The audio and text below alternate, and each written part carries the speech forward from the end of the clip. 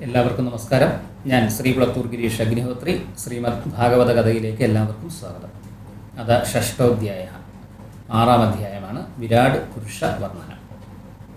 ബ്രഹ്മാവ് പറഞ്ഞു, വിരാട് പുരുഷൻ്റെ മുഖം വാഗീന്ദ്രിയത്തിൻ്റെയും അതിൻ്റെ അധിഷ്ഠാന ദേവതയായ അഗ്നിയുടെയും ഉൽപ്പത്തി സ്ഥാനമാകുന്നു. അദ്ദേഹത്തിൻ്റെ സപ്തധാതുക്കൾ സപ്തഛന്ദസ്സുകളുടെയും ജിഹ്വേന്ദ്രിയം ഹവ്യം, ദേവന്മാരുടെ അന്നം. ഹവ്യം എന്ന് പറയുന്നത് ദേവന്മാരുടെ അന്നമാണ്. കവ്യം അതായത് പിതൃക്കളുടെ അന്നം. അമൃതം അത് മനുഷ്യരുടെ അന്നം. ഇവ സർവരസങ്ങളുടെയും ഉൽപ്പത്തി സ്ഥാനം ആകുന്നു. വിരാട് പുരുഷൻ്റെ നാസാദ്വാരങ്ങൾ സർവ പ്രാണങ്ങൾക്കും വായുവിനും ഉൽപ്പത്തി സ്ഥാനമാകുന്നു. അദ്ദേഹത്തിൻ്റെ ഘ്രാണേന്ദ്രിയം അശ്വിനി ദേവന്മാർക്കും ഔഷധികൾക്കും ഗന്ധങ്ങൾക്കും ഉൽപ്പത്തി സ്ഥാനമാകുന്നു. വിരാടിൻ്റെ ചക്ഷുരിന്ദ്രിയം സർവ തേജസ്സുകളുടെയും രൂപങ്ങളുടെയും ഉൽപ്പത്തി സ്ഥാനമാകുന്നു. നേത്രഗോളങ്ങൾ ആദിത്യൻ്റെയും ദ്യോവിൻ്റെയും, കർണങ്ങൾ ദിക്കുകളുടെയും തീർത്ഥങ്ങളുടെയും, ശ്രോത്രേന്ദ്രിയം ആകാശം ശബ്ദം എന്നിവയുടെയും ഉൽപ്പത്തി സ്ഥാനമാകുന്നു.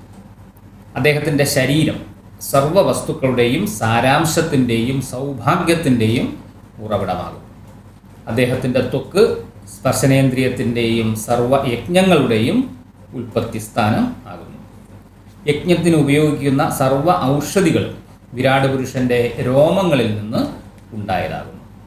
അദ്ദേഹത്തിൻ്റെ കേശങ്ങളിൽ നിന്ന് മേഘങ്ങളും, മുഖരോമങ്ങളിൽ നിന്ന് വിദ്യുത്തും, നഖങ്ങളിൽ നിന്ന് ശിലകളും ലോഹങ്ങളും ഉണ്ടായി. അദ്ദേഹത്തിൻ്റെ കൈകളിൽ നിന്നും ലോകപാലനം ചെയ്യുന്ന ലോകപാലകന്മാരുണ്ടായി. അദ്ദേഹത്തിൻ്റെ ത്രിപദ വിന്യാസം മഹാവ്യാഹൃതികളുടെ ഉൽപ്പത്തി സ്ഥാനമാകുന്നു. ഈ മഹാവ്യാഹൃതികൾ എന്ന് പറഞ്ഞാൽ ഭൂ, ഭുവ, സ്വഹ എന്നിവയാണ് മഹാവ്യാഹൃതികൾ. എല്ലാവിധത്തിലുമുള്ള ക്ഷേമത്തിനും ശരണത്തിനും സർവാഭീഷ്ട സിദ്ധിക്കും അദ്ദേഹത്തിൻ്റെ തൃപ്പാദങ്ങളാണ് ആശ്രയം.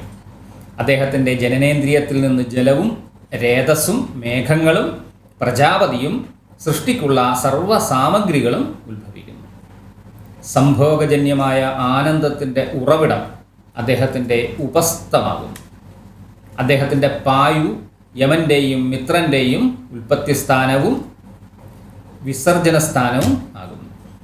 അദ്ദേഹത്തിൻ്റെ മലദ്വാരം ഹിംസ, നിർവൃതി എന്ന പാപദേവത, മൃത്യു എന്നിവയുടെ ഉൽപ്പത്തി സ്ഥാനമായി കണക്കാക്കുന്നു.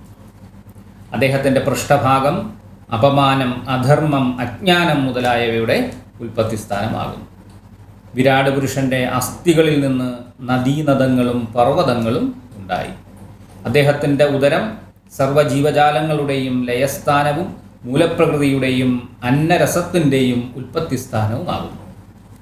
അദ്ദേഹത്തിൻ്റെ ഹൃദയം മനസ്സിൻ്റെ ഉറവിടമാകുന്നു. അദ്ദേഹത്തിൻ്റെ ചിത്തം എനിക്കും, അതായത് ബ്രഹ്മാവിനും നിനക്കും, അതായത് നാരദനും ധർമ്മദേവനും ശ്രീരുദ്രനും വിജ്ഞാനത്തിനും സത്വഗുണത്തിനുമുള്ള പ്രധാന ആശ്രയമായി പറയുന്നു. ഞാനും ഭവാനും സനകാദിമുനിമാരും ദേവാസുര മനുഷ്യ അപ്സര ഗന്ധർവാദികളും വന്യമൃഗങ്ങളും പശുക്കളും പിതൃക്കളും സിദ്ധചാരണ വിദ്യാധരന്മാരും ഗ്രഹങ്ങളും നക്ഷത്രങ്ങളും കേതുക്കളും മിന്നലും ഇടിവെട്ടും സംഭവിച്ചതും സംഭവിച്ചുകൊണ്ടിരിക്കുന്നതും സംഭവിക്കാൻ പോകുന്നതും എല്ലാം തന്നെ വിരാട് പുരുഷനാണ്. പ്രാണസ്വരൂപനായ ആദിത്യൻ സ്വസ്ഥാനത്തെയും ബാഹ്യലോകത്തെയും പ്രകാശിപ്പിക്കുന്നത് പോലെ വിരാട് പുരുഷൻ ഈ പ്രപഞ്ചം മുഴുവൻ നിറഞ്ഞും അതിനെ കവിഞ്ഞും നിലനിൽക്കുന്നു. ഭഗവാൻ നാരായണൻ വിരാട് പുരുഷ രൂപത്തിൽ പ്രപഞ്ചത്തിൻ്റെ അന്തർഭാഗത്തെയും ബഹിർഭാഗത്തെയും പ്രകാശിപ്പിക്കുന്നു.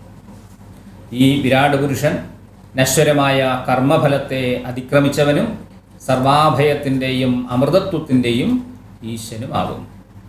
അനന്തമാഹാത്മ്യത്തോടുകൂടിയ ആ വിരാട് പുരുഷൻ്റെ പാദങ്ങളിൽ സർവ്വലോകങ്ങളും സ്ഥിതി ചെയ്യുന്നു.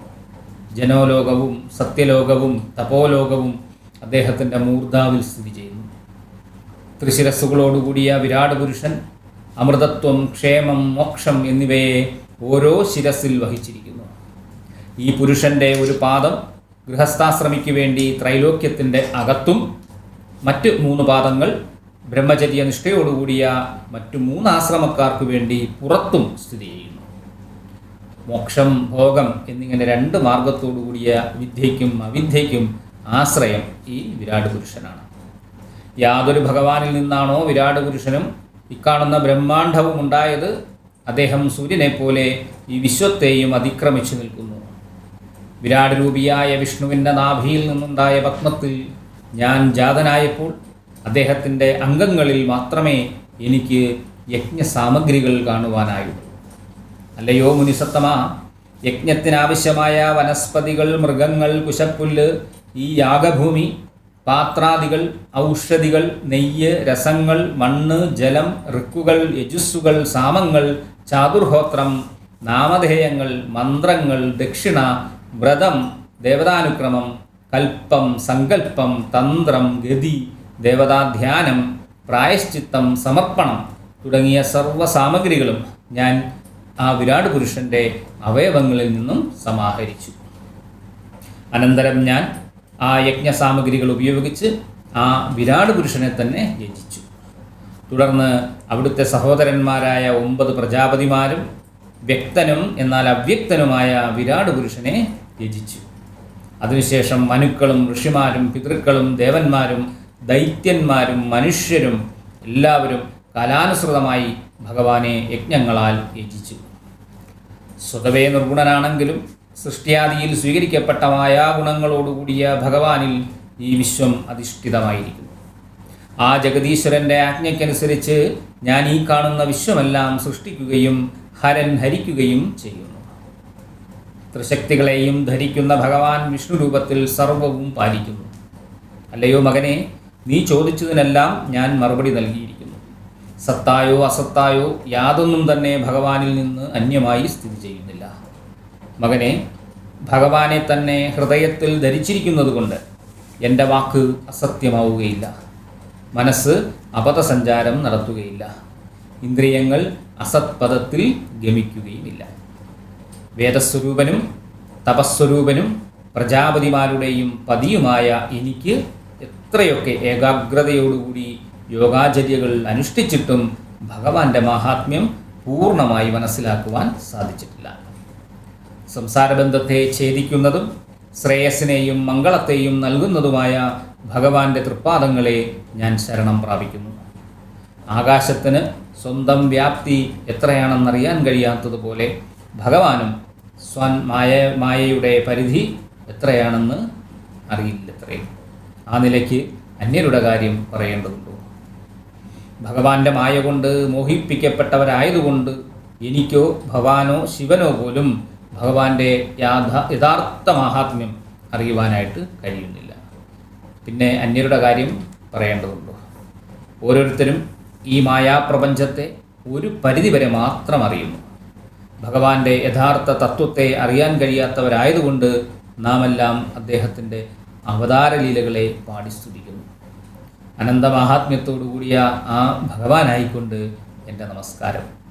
ആദ്യനും ജന്മരഹിതനുമായ ഭഗവാൻ സ്വാത്മാവ് കൊണ്ട് സ്വാത്മാവിനെ സ്വാത്മാവിൽ സൃഷ്ടിക്കുകയും സംരക്ഷിക്കുകയും ചെയ്യുന്നു. നിർഗുണവും അനാദ്യന്തവും വിശുദ്ധവും സർവവ്യാപിയും സംശയാതീതവും സുസ്ഥിരവും പൂർണ്ണവും നിത്യവും ഏകവും ജ്ഞാനമയവുമായ കേവല വസ്തുവാണ് ഭഗവാൻ. പ്രശാന്തചിത്തരായ മുനിമാർക്ക് മാത്രം അറിയാൻ കഴിയുന്നതാണ് ഈ തത്വം. അസത്തുക്കൾക്ക് യോജിച്ച കുതർക്കം കൊണ്ട് അവരുടെ ചിത്തം ദുഷിച്ചാൽ ഈ തത്വജ്ഞാനം ലഭിക്കുകയില്ല. ഞാൻ പറഞ്ഞു തന്ന ഈ വിരാട് പുരുഷൻ തന്നെയാകുന്നു ഭഗവാന്റെ ആദ്യാവതാരം. കാലം, സ്വഭാവം, കാര്യകാരണാത്മകമായ പ്രകൃതി, മനസ്സ്, ദ്രവ്യം, അഹങ്കാരം, ഗുണം, ഇന്ദ്രിയങ്ങൾ, വിരാട്, സ്വരാട്, സ്ഥാവരങ്ങൾ, ജംഗമങ്ങൾ, ഞാൻ അതായത് ബ്രഹ്മാവ്, ശിവൻ, യജ്ഞൻ, രക്ഷാദികൾ, പ്രജാപതിമാർ, ഭവാനെ പോലുള്ള മുനിമാർ, സ്വർലോകപാലകന്മാർ, ഭുവർലോകപാലകന്മാർ, ഭൂലോകപാലകന്മാർ, അധോലോകപാലകന്മാർ, ഗന്ധർവന്മാർ, വിദ്യാധരന്മാർ, ചാരണന്മാർ, യക്ഷ, രക്ഷോ, ഉരക, നാഗാധിപതികൾ, ഋഷികൾക്കും പിതൃക്കൾക്കും പതിയായിട്ടുള്ളവർ, ദൈത്യാധിപതികൾ, സിദ്ധേശ്വരന്മാർ, ദാനവേന്ദ്രന്മാർ, പ്രേതഭൂത പിശാച കുഷ്മാണ്ഡാധിപതികൾ, പക്ഷിമൃഗാധിപതികൾ, ജലജീവികൾ, മൃഗങ്ങൾ തുടങ്ങിയവരും ലോകത്തുള്ള മഹത്വം, ഓജസ്, തേജസ്, ബലം, ഐശ്വര്യം, ലജ്ജ, സമ്പത്ത്, ബുദ്ധി, അത്ഭുത വർണ്ണത്തോടുകൂടിയവ, സുന്ദരാകൃതിയോടുകൂടിയവ, ആകൃതിയില്ലാത്തവ തുടങ്ങിയ സർവ്വതും ഭഗവത് സ്വരൂപമാകുന്നു. സർവവ്യാപിയായ ഭഗവാന്റെ അതിസുന്ദരവും കർണമാലിന്യത്തെ ഇല്ലാതാക്കുന്നതുമായ ചരിതം ഞാൻ പറഞ്ഞു തരാം. ഭവാൻ അതിനെ പാനം ചെയ്താൽ. ഇത് ശ്രീമദ് ഭാഗവതേ മഹാപുരാണേ പാരമഹംസ്യാം സംഹിതായാം ദ്വിതീയസ്കന്ധേ ഷഷ്ടോധ്യായ. അങ്ങനെ 2ാമത്തെ സ്കന്ധത്തിലെ 6ാമത്തെ അധ്യായം സമാപിച്ചു. ഇനി 7ാമത്തെ അധ്യായം അടുത്ത വീഡിയോയിൽ കാണാം. നന്ദി, നമസ്കാരം.